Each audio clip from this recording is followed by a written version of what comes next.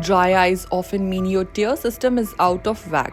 When tears don't provide enough moisture, it may cause your child to have a gritty sensation, feeling like there's something in your eye. Itching and blurry vision make it challenging for them to do regular daily activities such as reading, using a computer, and playing. There are different causes of dry eyes. Most often, dry weather, smoke, or pollution can bother the eyes. Other times, allergies can also irritate the eyes.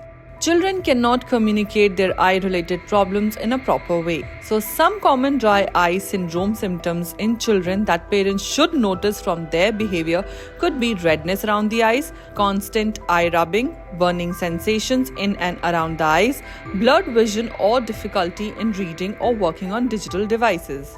Here is a list of tips to relieve dry eye syndrome at home. Avoid smoking and other things that can irritate your kids' eyes. Try to use caps or umbrellas as these can protect kids' eyes from sun, wind, dust and dirt. Place a humidifier by the bed or close to your child.